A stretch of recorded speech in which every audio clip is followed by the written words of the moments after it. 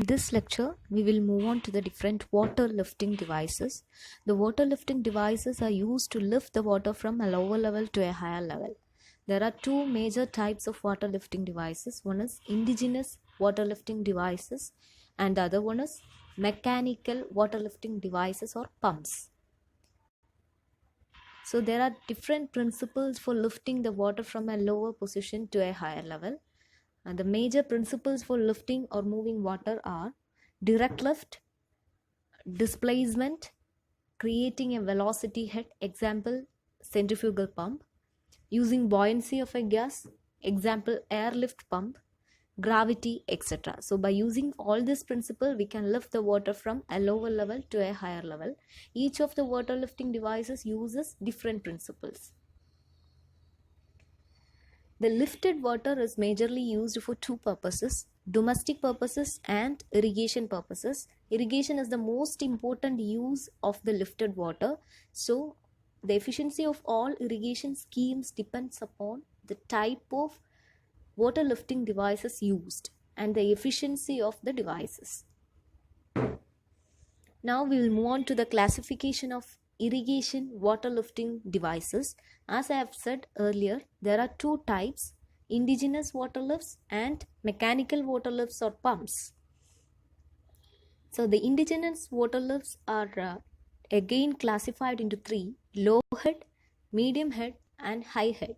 Head means the distance up to which the water is displaced, or the difference between the two levels. It is known as head. According to the head, these devices are divided into three: low head, medium head and high head. The mechanical water lifting devices or pumps are divided into two: positive displacement pump and variable displacement pump. The positive displacement pump are of two types: reciprocating and rotary. Reciprocating pump is again classified into lift and force pump. Variable displacement pumps are of five types: centrifugal pump, which is the most important pump which is used for irrigation in our houses; mixed flow pump, propeller pump, jet pumps and airlift pump. The centrifugal pumps are again classified as volute, diffuser and turbine. We have seen the classification of reciprocating pump in the previous slide. It is classified into lift and force pump. Each of the lift and force pumps are again classified as single acting and double acting. So we have seen the classification of centrifugal pumps also. They are classified into three: volute, diffuser and turbine. The volute pumps are again classified into two: single stage and multi-stage. Turbine pumps are of two: deep well turbine and submersible. So this is the overall classification of irrigation water lifts. About the mechanical water lifting devices we will learn in next lecture. So we will see the indigenous water lifting devices in this lecture. The selection of water lifting devices for a particular area depends on many factors. So these are the five important factors which affects the selection of irrigation water lifting devices: the source of water, the amount of water to be lifted, the depth of pumping water level, type and amount of water available, and the economic status of the farmers. In some areas, the water to be lifted will be very much high. So in that cases, a high capacity water lifting device is necessary.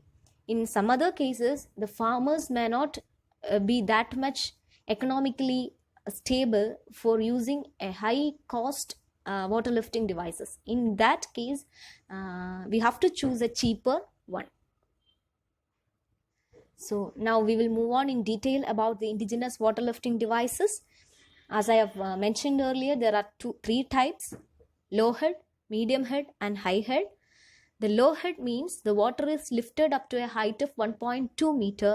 Medium head means 1.2 to 10 meter and high head means more than 10 meter. There are several devices under each category.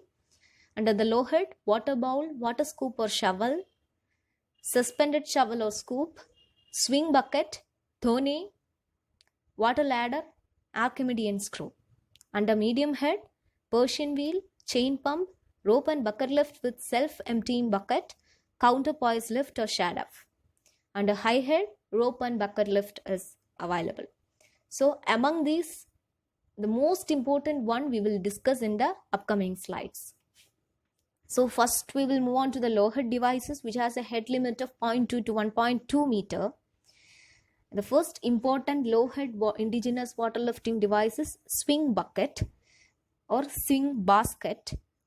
In the figure you can see a basket which is tied to a rope which has two handles. It can be operated by two persons. The two persons will pull the handle or swing the bucket. At that time, what will happen is the water enters into the bucket and it will be lifted to another position. So this is the operating mechanism of a swing bucket. Video is available in Moodle.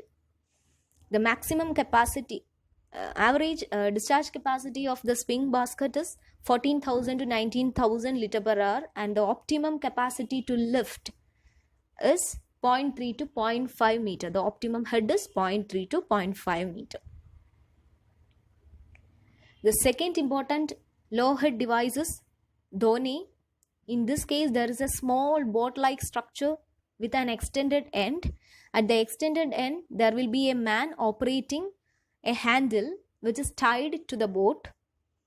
What he will do is, he will push the extended end with his leg and operate the handle. At the time, what will happen is the water will enter into the boat from the irrigated plot, and when he releases his leg, what will happen is the water in the boat-like structure will be released into the irrigated plot. So the video is available in the Moodle. You can see it. Its average discharge capacity is 9,000 to 13,000 liter per hour, and the optimum head is 0.5 to 1 meter. One person can operate. The third important device is Archimedean screw, which is a low head device. In this case, there will be a drum-like structure. Inside the drum, there will be a screw-like structure, and at one end of the drum, there will be a handle. The handle will be operated by a man or an animal, maybe bullock. The operating mechanism is, when we operate the handle, when we rotate the handle, the water from the river will enter into the drum. So there is a screw-like structure inside the drum. So using that screw-like structure, the water entered will be rotated and traveled through the entire, passed through the entire drum, and it will reach the other end of the drum. So this is the mechanism. Its average discharge capacity is 14,000 to 19,000 liter per hour, and the optimum capacity to lift is 0.5 to 1.2 meter. The drum will be placed at an inclined position at an angle of 30 degree, minimum less than 13 degree. The next important device is a water wheel. This is just like a giant wheel having pedals on it. It is operated by a man.